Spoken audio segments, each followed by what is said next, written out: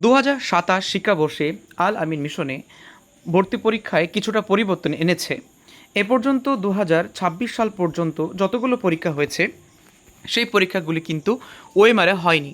এবারে শ্রেণীভিত্তিক আলাদা আলাদা ওএমআরের ব্যবস্থা করেছে, যা সম্পূর্ণ নতুন।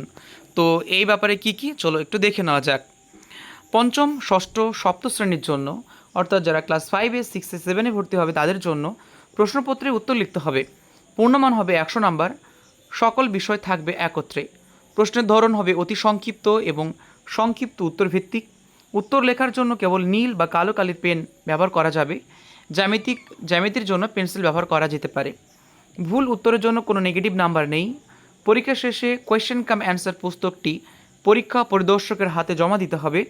পঞ্চম, ষষ্ঠ এবং সপ্তম শ্রেণীর জন্য কোনো রকম অবজেক্টিভ টেস্ট বা অ্যাপটিটিউড টেস্টের কোনো ব্যবস্থা হবে না, অর্থাৎ ওরালের কোনো ব্যবস্থা থাকবে না। কিন্তু কিন্তু অষ্টম এবং নবম শ্রেণীর জন্য সম্পূর্ণ নতুন একটা পদ্ধতি এনেছে। এটি এমসিকিউ ভিত্তিক হবে। মোট প্রশ্নের সংখ্যা হবে 150টি। সকল বিষয় থাকবে। প্রতিটি প্রশ্নের মান হবে প্রদত্ত বিকল্প উত্তরগুলির মধ্যে সর্বোত্তম উত্তরটি নির্ণয় করতে হবে, মানে এমসিকিউ টাইপ। উত্তর প্রদান করতে হবে পৃথক ওএমআর শিটে। প্রতিটি ভুল উত্তর প্রদানের জন্য 1/4 নাম্বার কিন্তু কাটা যাবে। পরীক্ষা শেষে প্রশ্নপত্র ওএমআর শিট একসাথে পরীক্ষা পরিদর্শকের হাতে জমা দিতে হবে। পরীক্ষায় প্রাপ্ত নম্বরের ভিত্তিতে সফল ছাত্রীদের অবজেক্টিভ টেস্ট এবং অ্যাপটিটিউড টেস্ট ব্যবহার করা হবে। এর জন্য ফল প্রকাশের পরবর্তী 3 দিনের মধ্যে ওয়েবসাইটে পরীক্ষা কেন্দ্র নির্বাচন করতে হবে।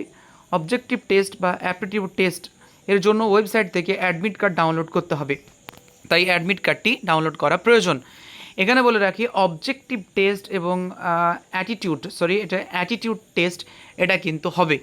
কাজেই এবারে কিন্তু সম্পূর্ণ নতুন একটা পদ্ধতি এনেছে আল আমিন মিশন।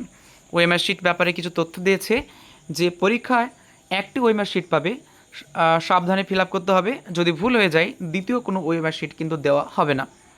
ওএমআর শিটটি কোনো রকম ভাঁজ করা যাবে না, বিকৃত করা যাবে না। ওএমআর শিট কোনো অবাঞ্ছিত আঁচড় দেওয়া যাবে না। আঁচড় দিলে পিছনে যে কালি রয়েছে সেটা চাপ পড়ে যেতে পারে, ফলে কিন্তু সেটা বাদ হতে পারে। ওএমআর শিটের মার্কার পেন বা সাদা কালির পেন ব্যবহার করা যাবে না। ওএমআর শিটে কোনো প্রকার গণনা বা এলোমেলো চিহ্ন, কোনো নোট লেখা যাবে না।